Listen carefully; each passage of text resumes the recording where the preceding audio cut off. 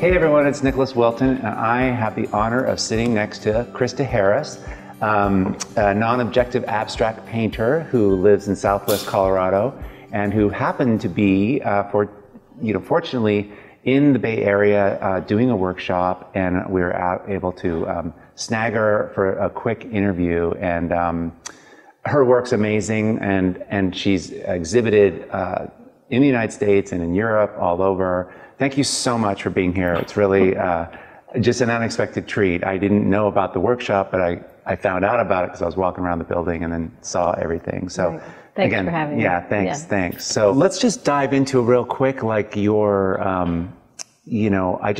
first of all, I just love your work. And what I love about it is that you tend to, all the colors, all the different kinds of work you make in this realm of style of work, non-representational, loose, everything, but it's all very different. Like you're very comfortable. I'll make a light painting. I'll make a saturated make, and it's just it just speaks to your knowledge. And so I'm really curious about like how this all began for you, and do you come out of landscape painting, or like how do you know so much about color? And because it shows in the work, and it's something I don't see a lot of people. Where people tend to like have one kind of thing they do, but you're right. I went to art school in North Carolina University and got a degree in painting, so I learned a lot of the fundamentals, besides growing up being an artist. So young, you started making art. You knew you wanted to be an artist. That's all there was for me. So you've been painting a long time. I've been painting a long time in different genres, but I always loved to draw. That was the thing. I could draw well, and I could draw the figure, and I did super realistic work for a long time. And I never, ever, ever thought I would be an abstract painter. Really? I never thought I would go there. I appreciated it, but I just didn't think that's where I would be headed. Yeah. But I worked for, like many artists, in order to support yourself. I worked in graphic design, and I worked as an illustrator, and then I had that sort of classic, I'm turning 50 epiphany, and if I'm going to be an artist, I better step it up, throw it out down on the table and see what happens. But I didn't at that point. I had taken a break from painting. I was painting Western art. Seriously? Yes. Cowboys and horses? And things? My husband and I had horses, and he was a cowboy. So you know how to draw, like I love to draw. I love to draw the human figure. But I'd gotten very unenamored with that. For me, it was that thing that once it was done, it was on the wall, and I didn't engage with it. I never had a relationship. It didn't change for me. Were you selling that work and stuff? I was selling some of it, but I took a break from it. And then when I came back, I didn't really know what I wanted it to look like. I just sort of started painting again. And gradually, I was doing some sort of loose figurative work, some nudes, some horses, all over the board. And I, gradually realized, of course, that the parts that I loved the best were the abstract parts. Right. And as soon as I felt like as soon as I saw the figure or saw the horse or saw whatever it was, the object, that I stopped mentally and emotionally being engaged with it. Interesting. It just became about that object. Right. So, it's mostly about a horse, not about a painting. And you're like, oh, it's a horse, and then you're done thinking about it. So I stopped. Then I realized that I really wanted to pull that thread, to go down that path of abstraction. But I had no idea what I was doing, and I was painting in oil then. Wow. And I had the good fortune of taking a workshop with Steve Imony.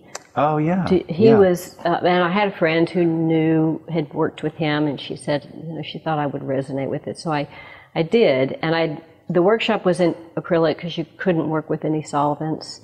So I had. But you guys are working, I've seen pictures of his workshops, you work large. We're working large. Yeah, which is pretty cool. On paper, which is really cool, and that resonated with me. So I And then the acrylic freed me up so much because I didn't have to wait for anything to dry. And I thought, oh, well, it'll be dry in 10 minutes and I'll paint over it if I don't like it. Yeah, it's freeing. Yeah. It's freeing, yeah. And I was sort of off and running. You know, I was in love with it at that point, and I was off and running. But I really didn't know what I was doing.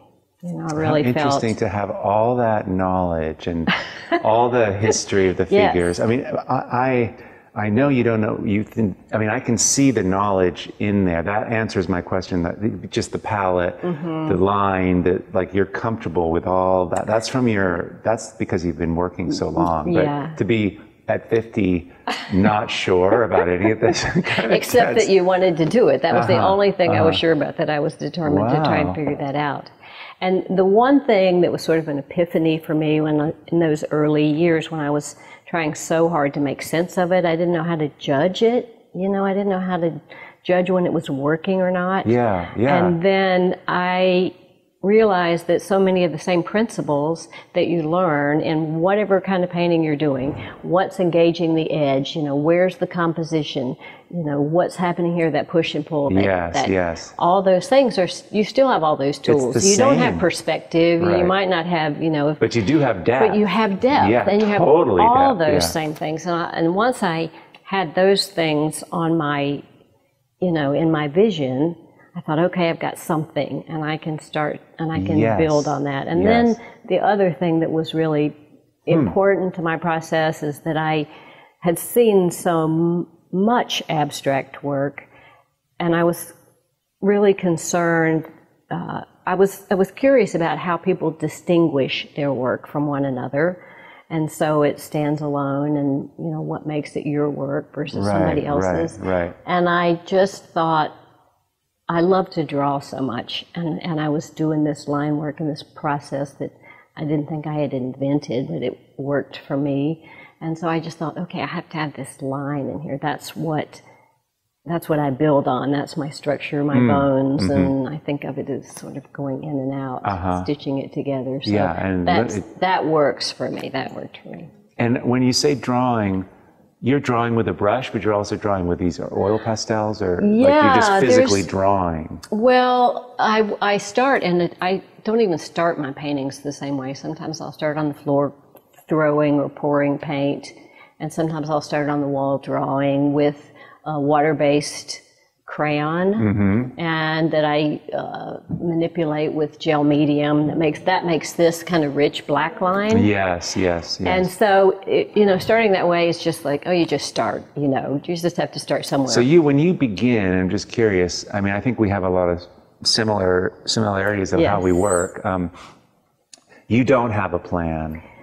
I don't, and I do that on purpose because my feeling about it for me, and I think it's useful for a lot of people, but my feeling is that I want to kind of constantly keep myself off balance, and I want the painting, I try not to resolve it too soon.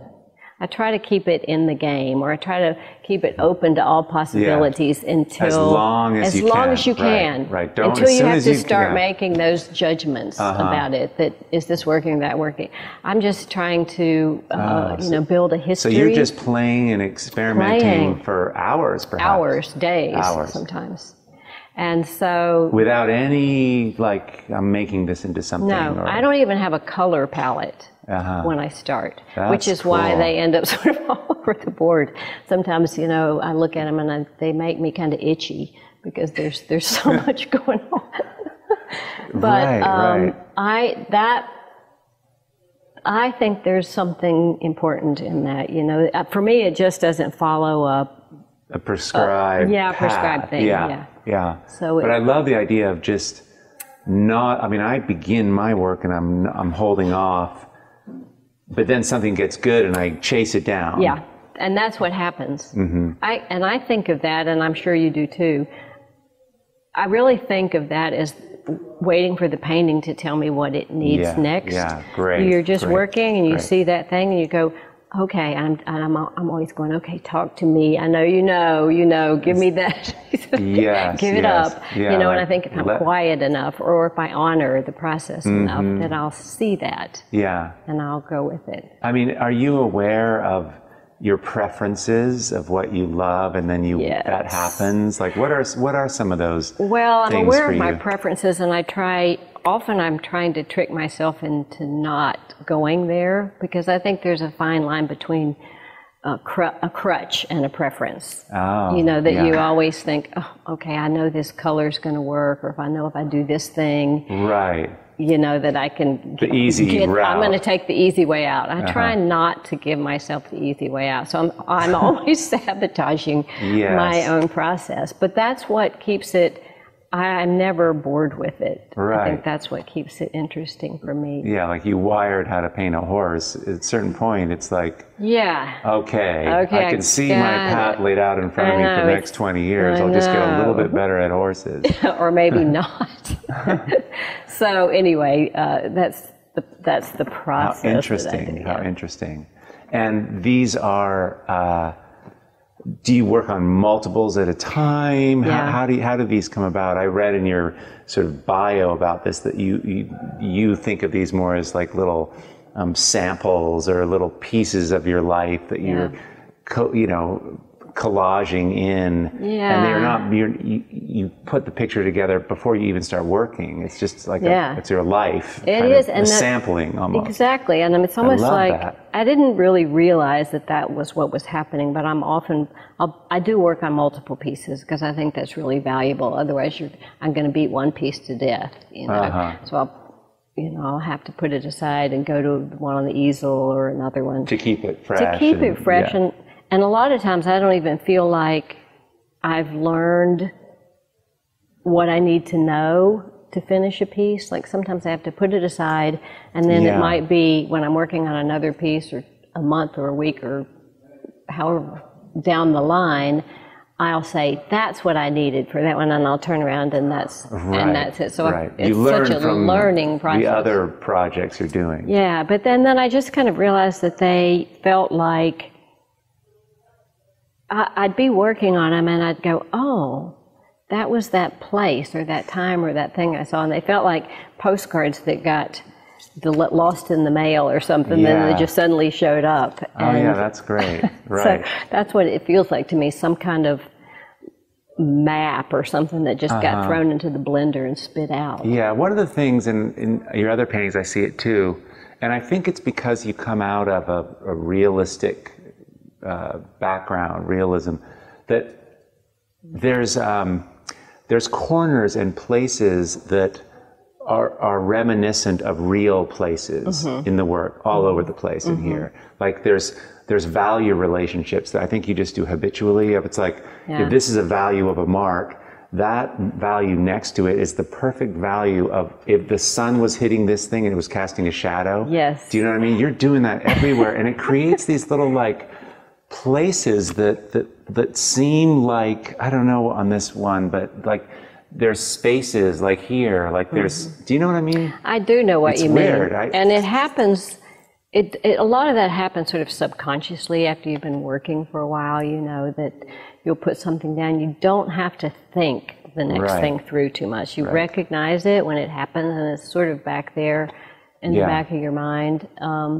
It's like everything's loose and messy, and then it's like, no, that's a real spot that has a lighting to it, and but then there's a line through it, and then Yeah, and it's that push and pull thing. It's the thing that you speak about so clearly when you're talking to people about differences. And if I'm making a line like this, then I know I want a line that's scratched. Or if I'm making a white line, I know I'll want a blue line, or it's that. So you're aware of when you're working, do you what I think you're talking about is just that if I make this kind of a thing, the opposite of that will feel really good, and that's that kind of a thing. Maybe it's bigger or smaller. Yeah, exactly. Do you go into the work this way, or are you more kind of reclusive, smaller, and then gradually as you go, this thing just goes like it's throwing a pot. You start out with a nice ball of clay, and then It's pretty big and loose to start with. That's what it seems like. I like to start with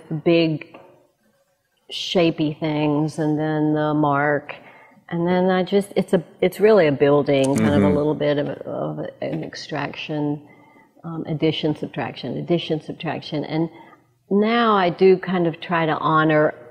I used to push them, and then I'd kind of lose them at some point. A lot of the good, fresh, that hand of the artist thing that I love so much is lost. And so now I am starting to keep or try and honor those parts that get laid down first and saying, that's as good as it gets. That's all I got. There's my trick. Yeah, right, right. But then to work around that and leave it. Work around it, but not to make it, not to isolate it so much so that that's all you see, but to try and integrate it into the whole. One thing that when I look at your work that is impressive to me is that no piece feels more precious than another piece. I can tell, and you might be faking it, but how it looks to me is that you're very uninhibited, that everything's up for grabs. Exactly. All the time. All the time. Yeah. That's anything really successful. Cool. Because the minute you try and make something, like this is great, look at this, or this is precious, it becomes contrived. And there's such a fine balance between, for me, between the things that are just naturally elegant or interesting and that awkward, elegant, loud, quiet, That's great, soft. Awkward and elegant. That's a beautiful way to put it. Yeah, so that's the struggle, that editing. So I love to put it in, and at some point I have to pull it together. Right. Now, you're here. You're doing a workshop with a handful of artists here, and you're over multiple days. Yeah. I'm just really super curious as a teacher, but just also as an artist, how you articulate. How to get that. Yeah, how to get there, or how to do what you're doing, the principles of what you're doing. I know you're not teaching people to paint like this, but like how do you, what are the steps, or what are the simple things that you say? Because that could be really helpful, especially, for people who are listening who are artists too, Right, because I've been on both, I've been on both sides of it. I've been a student kind of struggling and trying to figure it out. And so the workshops, I spend a lot of time in the curriculum phase of it.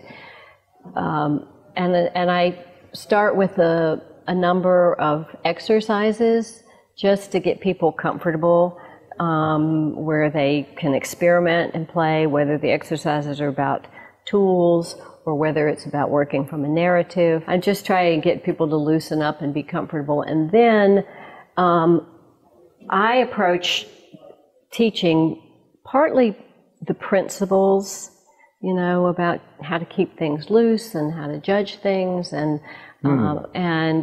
finding your way, and your way is different than somebody else's way.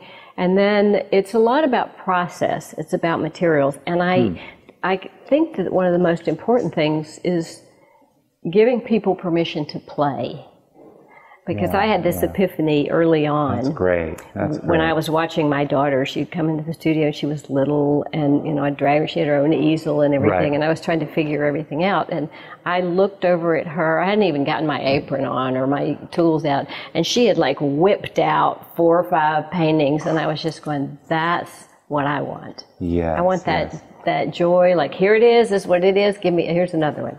And so I try to give, I think that it's important to know that, to give people that freedom. To just enjoy the process. But like if they have, do you address color? Do you address those things? Like how do you talk about color? Because you have such depth in that. Like how do you speak of it? Well, one of the things that I do personally, a lot of the things that I do are just things that I've sort of stumbled on, or I think of it as stumbling on them, because I do a lot of glazing, and people always want to know what that is or how that works. So I teach that as a technique, and why that works, and how it can unify things, and how it can create atmosphere, and you can lay down a light color. You get depth when you glaze, it drops you can back. scratch into it, and so I teach that, and I teach a little bit of I do some exercises around color that people sort of resonate with, different, kind of fun things. Yeah. And color is a real personal preference as much as anything, and that can help define your work. So I just try and give people different tools for it, and then I just, people find their way. I do some demos, and then people will try those things, and I'll say, try this or try this. And then if when they're working, I see echoes of some other artist that I think they would resonate with, I say, there's that fine line between imitation and, derivation. Yes. And so I don't, it's so easy to get inundated with Pinterest and the internet, and there's so much constant influence that I tell people, be careful with the art you look at and you fall in love with, and keep your standards really high, and look at work that's nothing like yours. If you're a painter, look at sculpture, look at people working in light or sound or something like that. Find sources of inspiration. But that's a hard line for people because in beginning stages, you're looking outside of yourself for the information, and you need to. But then you have to put it away. And at one point for me, even when I was in my studio in beginning, I'd have samples of people's work that I was enamored with or inspired by, and I kind of quickly realized that I was sort of subconsciously, my eyes were flitting around the studio, and I was sort of subconsciously, and that thing would get in my head, whether I'd intended to or not. And the next time I came out of the canvas, I was doing that. So I had to put all that stuff away. Oh, interesting. So you just don't have, it's just your work. I just do my work, for better or for worse. I'm stuck looking at my own work. Exactly. So, I'm trying not to, even plagiarizing yourself is a pretty terrible place to be. Yeah, but it's how do you finish a work, or what's the criteria you use, or is that getting any easier, or how? Yeah, that's a million-dollar question, isn't it? I think, I'm always stretching like an artist is. You're always hoping that the next painting you're going to do is going to be the best, or you're going to have learned something that you're not repeating the same thing over and over again. So it has to hold together, and it depends on if I'm painting for show. You have to have a range of work size, color palette, and but I'm always sort of thinking of ways to either quiet it down or simplify it, and so those are the kind of things that I'm looking for. I haven't gotten that quiet down, simplifying. Getting a balance. A balance, I mean, it just has to. Yeah, I find it, and I don't know if this is your experience, but I end up, in the beginning, it's rough, and I'm putting things in and moving big things, and gradually these moves kind of get smaller in a way. Unless I have a big problem, then I drastically go back again. But generally, the moves get smaller and smaller until the end. It's just these slightest little things. It's like those. I always think of those beach stones or river stones that people pile in a river, and you're balancing, you're adding a little thing, and it gets so refined at the end, and it's crazy. And it either topples, but when it's just together. There, and it's like, that's it. But I'm asking you because I have trouble articulating that. Yeah, and but it's a balance. It is the best a balance, word. And when I first start, I don't even look at it at any point. I'm just. The perfect place to be is that non-thinking place where you're just lost in time. And so I try and hold that as close to me and close to my process for as long as I can, because I know sooner or later I'm going to have to start stepping back and making decisions and judging it. Your ego comes into it. Your ego, and the part of resolving a painting. You might love this part, but that part might be holding back the whole painting. And you might have to give that up for the whole.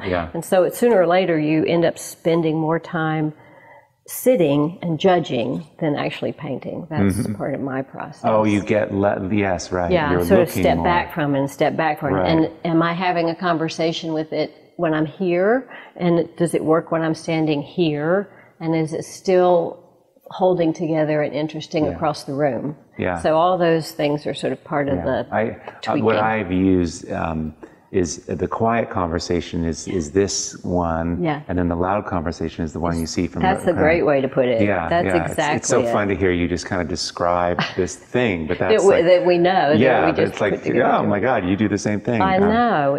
I do think that those principles are still important. Yeah, you need those two views, and and there is something about, I think, grokking that loud. What is this picture doing by walking away with your back to it, turning around and trying to assess what is actually in front of you and how to respond authentically. Exactly, and I call that sort of sneaking up on it. You know, so you can you just you go out of the room and then you come back in and you just kind of try and catch it, because you know, it's that thing where in a blink of an eye, like Malcolm Gladwell says, that blink thing, how you can look at it in a millisecond, you can know if it's working or not. Yeah, you get Where this at the feeling. end of the day, I can convince myself it's working if I look at it long enough. But if you can sneak up on it, I love that. You have your gut will tell you. Yes. And you have to trust that.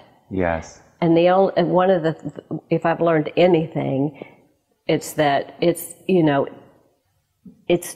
doesn't go like this. It doesn't start out and get better and better and better. It goes up and it goes down. Then you got to pull it out of the gutter. The process of your working and is always over the like long that. term or the short term. Yeah, and so the only thing I've learned about that is that when I'm down here, there's nowhere to go but up. And when it gets bad, it will change. It will change, and I have more faith in my ability to, pull that thing. Yeah.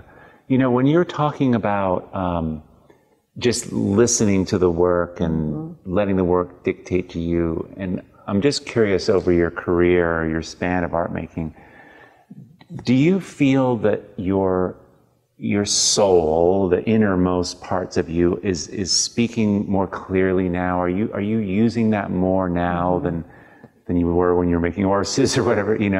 Absolutely. And does it come out? My hypothesis is it comes out when we're being intuitive. Yeah. And I'm just curious, could you speak to your experience with this? Well, and that's the thing that's difficult to teach, as you know, that you have intuition about your work, and you have to fine tune that. Yes. You have to listen to it, but you also have to raise it up and keep amping it up, and you have to keep moving the goalposts, so to speak. Because there's things that I loved when I was starting that I look at now and I go, not so much. The target's moving. The target's moving, and so for me personally, I do keep raising the bar.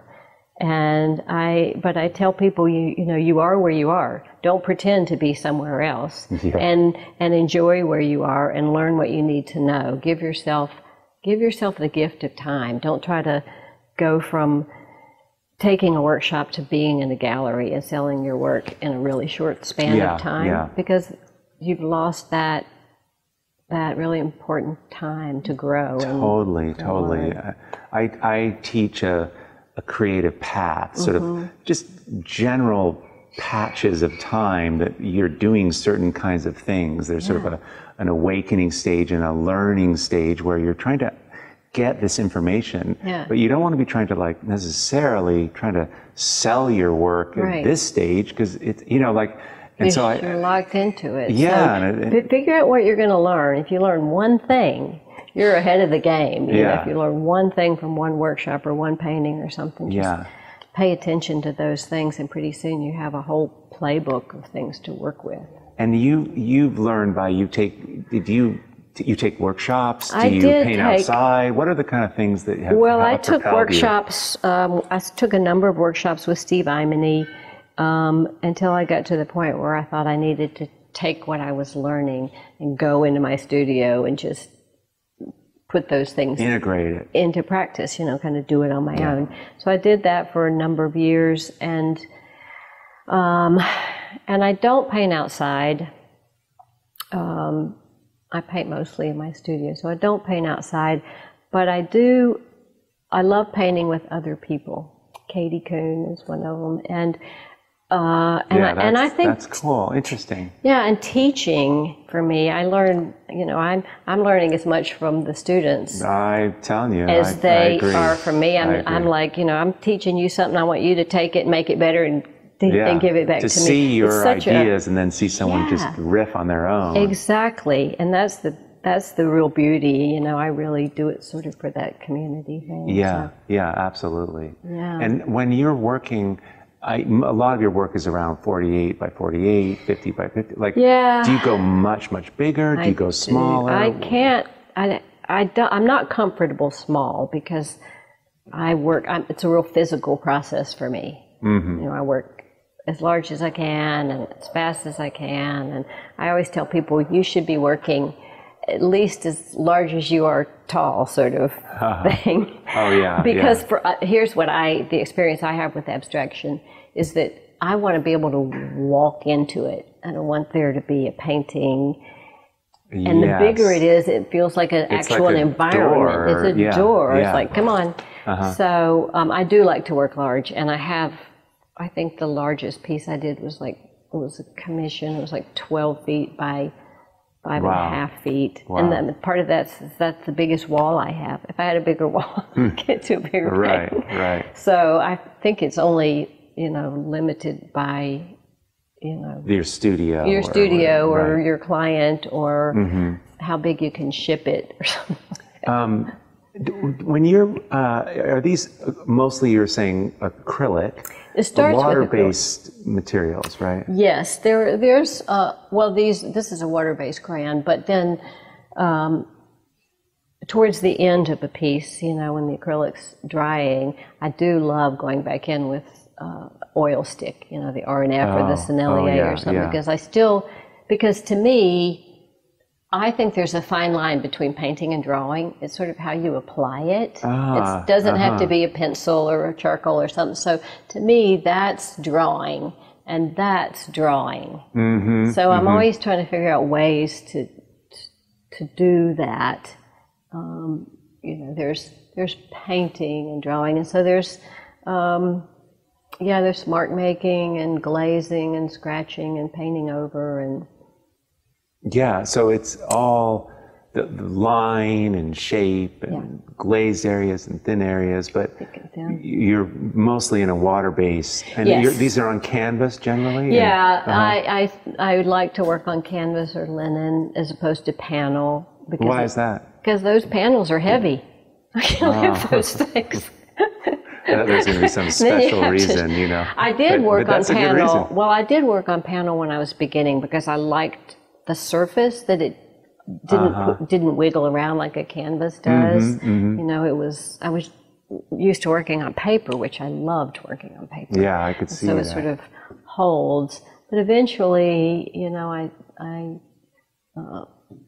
I made up with canvas. You know. Yeah, now you can use it again. Well, you can certainly work a lot larger. You can work larger. You know, and you can peel them off and roll them up and take them with you. Yeah, so a lot of that's just sort of for practical reasons, I guess. And I was building my own panels at the time too, so that was just another step. Yeah, I decided I can't. I'm done with that. So I'm interested just a little bit on just how, you know, you sell a lot of work and you're in all these different galleries. First, let me ask you, how did you manage the transition? I work with a lot of artists, and I've gone through this on, you're making a kind of work and you want to do another kind of work. And how did that go? Did you just pull back entirely, or did your buyers follow you through this? Well, that is a good question. You know, in a perfect world, if you have a gallery that is invested in you, they do want to see you grow. They don't want to see you go from here, from doing a dot painting to doing boats or something, because they don't have a market for you. Or from horses to yes, this. right. But I didn't really, I was just in one gallery when I started transitioning, and it was a local gallery. And so you could... They were, they were happy to support me in that process. Mm-hmm. And I think as long as they can sell it, they're happy. Well, of course, right. And I'm happy. And then, so what has been your experience with galleries? I mean, do you get a sense of what people who look at your work, who take it into their lives, what they say back to you that's surprising? Like, have you learned from that mirror a little bit? Not that we need to or want to make art for those people, but it's informative, right? It is informative. And then, in the best case scenario, and it doesn't happen very often because you often don't, you feel like saying "to a good home only" on your little card or something, but you don't.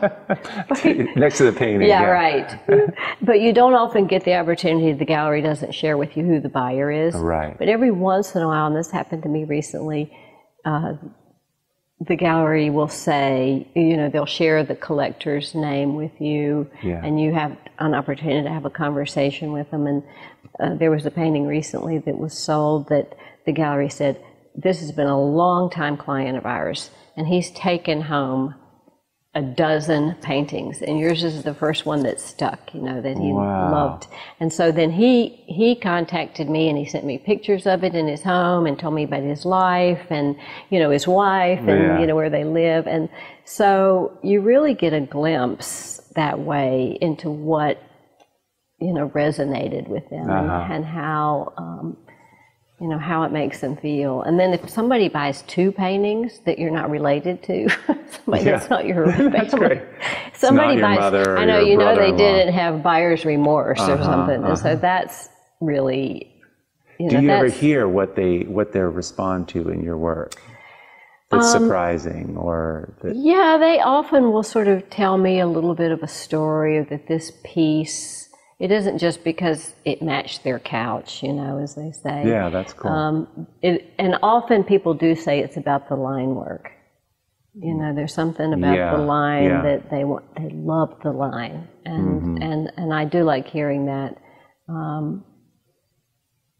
It's a little bit different. I mean, sometimes I get lengthy stories. I get this letter from somebody in England one time that was on this beautiful. It was a poem. It was on like rice paper, and it was written with this calligraphic pen, and it just went on and on, and it's really touching. But here's what I think about that. I think that, once you create the work and put it out into the world, it takes on a life of its own, and it's often not about me. I mean, once it's done and it's out there, it really, people relate to it and respond to it. I've had work that people have said that, they were struggling with cancer or an illness or something, and this work carried them through, and I think, well, they found the thing that they needed. Yeah, people see in it what they want. They get what they want from it, and that makes me really happy, but I don't think it's about me so much. I just think it's about their connection. So in the arc of what you've been making, and what's the hunch of where you're heading, do you think? What's exciting for you? What keeps you up at night, or what do you know? Well, on a sort of a practical basis, I would like to be working larger. I'd like to have bigger projects where I could have a longer term investment in the creation of them. And you mean like it would take weeks instead of months? Yeah, or you take months instead of days, something like that. I'd like to have something that I could really live with and, grow. And I'd also like to, I want more time for myself to grow. I want to, I'd like to do a residency somewhere or find a place. I'm really curious about, I'm so influenced by, what's going on around me. Where I live is, my studio's on our property, and it's very rural, and there's horses and, fields and mountains, and live in Southwest Colorado. And I keep wondering what how my work would be influenced, or what it would look like if I were painting in a completely different it's place. like you're in Paris or something. What would that be like? You know, or under the subway. You know, who knows where? You know, but I just wonder what you know, might come out of that. So I'm kind of maybe moving to a new location for 6 months. Exactly. Working in a different. I always think of like Diebenkorn, those paintings that I he was did thinking about that in New same Mexico. thing. His Albuquerque series. Yeah, Albuquerque. That's right. And then I looked out the window of Katie's studio yesterday. The light was beautiful. And the street was going like this, and you suddenly see the Berkeley series, and you just think, there it is. Yeah, right. That's not abstract, that's it. That's the way it is. And the quality of light. And the quality of light. It's cool, you know, just that idea of putting yourself in a new place. Yeah. You don't need to change anything. Just put you in a new place, and you're just this sensitive being, and the work will just take off in a different trajectory. Yeah, so it's not so much specifically that I want my work to go in a different direction, but I want to see what would happen if I were in a, you know, how I would respond to that. There's a curiosity. There's a curiosity in that. That's really, really great. Yeah. So there's so many things, but like for someone who's trying to move into maybe doing work that's more abstract or changing over or is just getting started, or like what is some of the couple really good takeaways that you would tell people that are the challenge? A lot of artists that I meet, the challenges they're having is they're trying to get all this information and put it together, and they can't yet see that this kind of personal expression is available. It doesn't. It feels crappy because you don't make things you like. I know. You know, and like how did you navigate that, or what? Well, probably the same way everybody does. I did it, and I thought it was crappy, and I was frustrated. How long was that for you? Would you say? Span. Let me think. It probably was a couple of years. Yeah. Really. Yeah.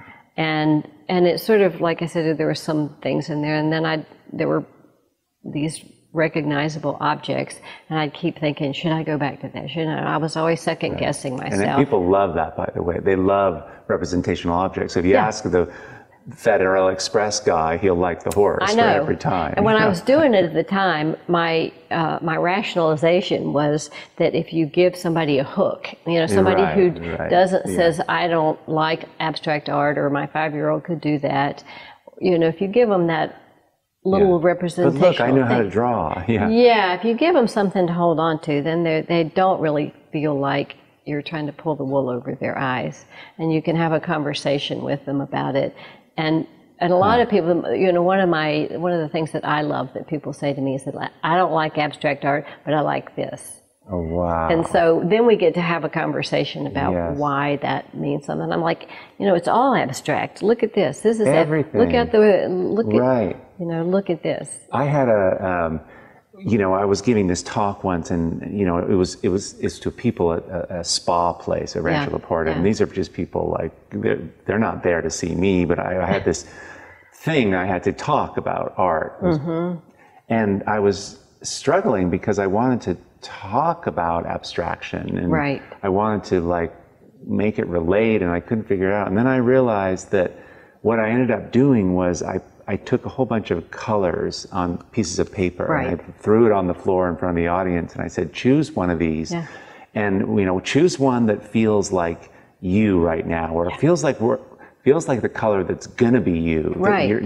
you're heading towards this new stage in your life, and people are like, oh, this one for sure. Then you got them, because it's like, do you realize that you're assigning this color and it has all this meaning? Well, that's what an abstract painting does. Exactly. Right? And it's actually more simple. Real than the horse painting, in my opinion. This has more grit, more humanity than even a painting that's trying to look like a horse to me. You know, and that's what's so interesting. One of the things that's fascinating to me, and that I try and teach this is kind of a wacky concept, but the concept of synesthesia, and how there are a lot of, you know, famous artists and musicians that have been classical synesthetes, where the definition of that is that you experience one sense, such as the sense of sight or sound or taste. You experience it as another sense. So let's say you're hearing a sound, and every time you hear the wind, you taste potato chips, or you taste salt, or you taste chocolate or something. So people that, you're processing all these different senses, touch and smell and sound, but you're experiencing them in a different way. And so I do this exercise with people where they're painting and working to a soundtrack that I've put together with all these different sounds. And sometimes we go outside and I'm like, abstractly, give me what that sun feels like when it's hitting you on the back of the neck. Visually. So, visually. I said, we're trying to process all this information and give it back to the viewer so that when they look at this, they smell the water, or they that's beautiful. Feel the air blowing across you. Or that's our job. That's our job as artists. And we have those tools. Those are tools that and things you can tap into. And how are you going to get that information across? If you're trying to, you have color, you have texture, you have all these things. So that's one of the things. It's kind of a wacky principle. But it's real. It's pretty concrete, and you can just get people to sort of quiet down and tune really into that, feel that. Yeah. I do some tactile exercises where I'm saying, I want this to go through and right at the arm of your, right at your arm onto the canvas. What does that feel like? How does that smell? So. Yeah, it's interesting, like if you're thinking, and what I love about teaching, and I experience this in myself, if I'm thinking in a certain way, the work can be made very powerfully or not. Yeah. But it has nothing to do really with the amount of time I'm spending or the quality of the paint I'm using, but it's your thinking. So if you can, like how you're describing this, if you can communicate to someone a way of thinking, that then they can just pick up their brush or whatever and start making marks, and it's better. And it's better. It's like, wow, because you they didn't really even practice. You're just thinking in a different way. And that right there is the sort of cool thing for artists if they can get the right information in the right way from people. Instead of just doing this, just slogging it away. And you don't know why you're doing it. And you just keep doing the same thing, and gradually over years you start to make sense of it. But this thing, it's like change your thinking and change the work. And then pay attention to your tendencies. I think all artists have particular tendencies. Oh, that's great. And I say, if you find yourself sort of making the same shape or reaching for the same color or using this mark the same way, be a student of your own work. And if you see these tendencies, once you see them and recognize them, then you can decide if you want to get rid of those tendencies or if you want to develop. If that's your voice, there's your voice. You're going to do this every time. You're going to do this. If you love doing that every time, it has to feed you. If you don't, then you can. Right. If you don't have an opinion either way, you're in a habit, and that's not good either. That habit's not the same. That could be a bad habit. But you have control over that. So I say, I just try and get people to pay attention to what they're doing and why they're doing it. It's this practice of becoming more alive, more sensitive. More sensitive. And it's hard. It's painful. It's painful to be that sensitive about everything all the time. But if that's our job. Right. It's our job. We're the filter, sort of. And the byproduct is the work. Is the work. Yeah. So that's fantastic. Well, listen, thank you so much. It was lovely, lovely conversation. Yes, I so appreciate it. Awesome.